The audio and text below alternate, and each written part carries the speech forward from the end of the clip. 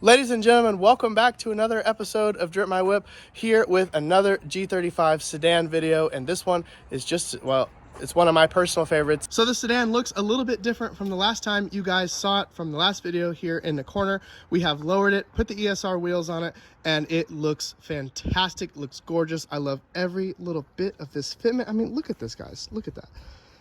Perfect fitment. Now, you guys didn't see a video on this because as I was filming it, my files got corrupted during editing and I missed like half of the clips. The video didn't make any sense and it looked like trash, so I had to throw it away. And I'm not going to uninstall everything just to put it all back on. So here we are. As you can see, we are lowered, and now we're moving on to the next step. Now, I have sitting with me today a very special piece that is crucial if you guys want to start sliding or drifting, and this is a welded differential. Now, every rear-wheel drive car has one of these in a similar shape or form. Some of them are a little bit bigger, some a little bit smaller, but the point of it is always the same, and I'm going to explain that in a moment. Now, this information doesn't pertain to just the VQ chassis cars. This is any rear-wheel drive car, like I mentioned just a second ago. But today, the G35 sedan has what's called an open differential. By putting a welded differential in this will set it up better for drifting and sliding, and will just overall just make it a more competitive car on the track. This task is actually fairly simple, so we're gonna go ahead and get this thing up in the air. It's a little wet right here, so we're gonna put it in the garage before we start, and we're gonna get it up in the air, and I'll start dropping the differential down.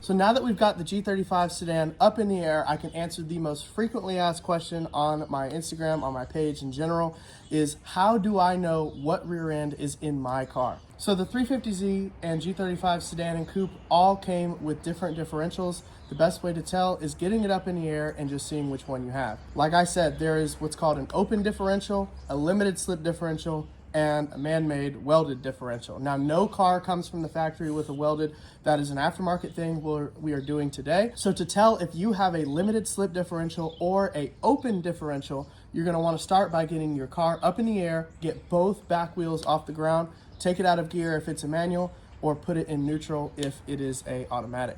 Now, I'm gonna demonstrate on this car. This car has a open differential. So what that means is the two wheels in the back are not connected to each other at all. No amount of pressure can... I want you guys to pay close attention to the back wheels on both sides, because this is how you're going to be able to tell yourself what kind of differential you have. When I turn this wheel one way, the other wheel will either not move at all, or it will move in the opposite direction. So as you can see, the wheels are moving in the opposite direction, which means this car is an open differential. If you have a limited slip differential, both wheels, when you turn one, the other wheel will move in the exact same direction. That is a limited slip differential. So the next thing we got to do is take the differential out. First things first is to locate the differential, which, as you can see, this piece looks just the same as what I showed you that was sitting on the trunk of the car. That's because it is the same piece. Here is the differential located under your car. This is the exact same for the 350Z, G35 sedan and coupe. They're all in the exact same spot. They have the exact same bolts, and all of the differentials will interchange. Here's your wheel. Here is your axle. As you can see, you can follow the axle to the boot where it connects to the differential. It does the exact same thing on the other side and runs to that wheel. You do not need to take the axles out. All you need to do is take the 14mm bolts out, and these two parts will separate. As far as everything else, there's 4 17mm bolts holding the drive shaft on this side, so you can just simply take those out and this pops off. Those pop off and it's ready to come down. You have your ears here that are, of course, this looks like it's going to be in the way, but anyway, you have the ears of your differential being held on by 2 17mm here on the front, and then on the back you have one bolt being held. What the hell? And the back is only supported by this one piece here, which is another 17mm held on inside this hole right here. Now, some of you might be tackling this as well, changing your rear diff bushing or inside the subframe. This is actually a fairly simple job if you have the right tools. It's never going to be 100% easy though. We will not be changing ours today because we have something we have to go do in a little bit. So I'm going to get around to this in another video. I'm going to add a link in the description to Z1's link where they filmed a fantastic video on how to get this out. So check out the description below if you need that explained.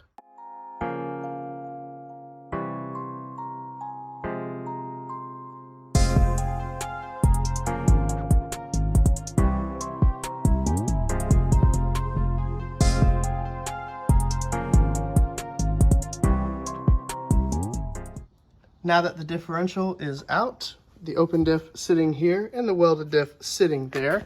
Now, what I showed you guys earlier with what you can do with the tires, you can do the same here as well. As you can see, I'm spinning what would be, one wheel. You see the other spinning in the opposite direction. Whereas I take the welded differential, they spin in the same direction.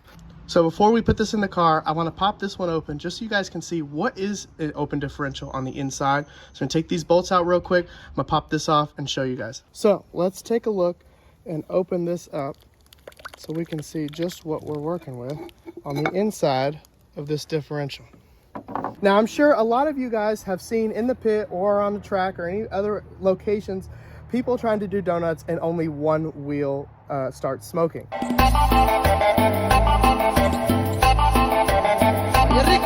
That has everything to do with the way this differential is set up. For example, when the car gets too much weight on one side, for example, let's say this side, you're leaning this way because you're trying to start doing some donuts. Once you start leaning, so much weight is put on this that this locks up. As you can see, this side is spinning, but the other side is not. As you can see, the spider gear's job is to move the power to the wheel that is less affected by weight, therefore giving you traction on the other wheel. Now, limited slip differentials are a little bit different to this.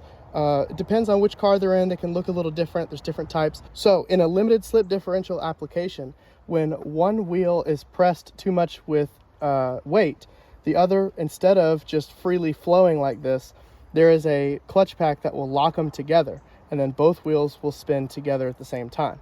This is ideal for any type of drifting, donuts, or anything that you need for performance driving, but also can be very expensive. So what people will end up doing, like myself, is they will get what's called a welded differential. What a welded differential will do is you take this cover off like I did here and remove all of the oils out of here and get it all nice and clean and dry. You will then have a welder come in, tack these spider gears together and lock everything in place, fusing these two sides together. So now that you know how differentials work, you can see we have our welded here and it's time for it to go in the car. Now this process is pretty simple. I'm just gonna slide it back up in there the same way it came out, and we're gonna back this thing out and I'll show you guys what a welded differential does. Later.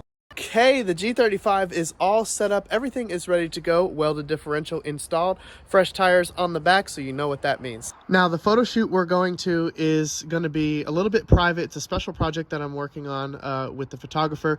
But by the time this video comes out, everything will have already been posted. So check it out on my Instagram. You can go see it right there with what we were up to. I hope you guys got some information of how the welded differential works. And now that you've got your information and you've seen the process, now let's go see what advantages does a welded differential give you, because I'm about to show you.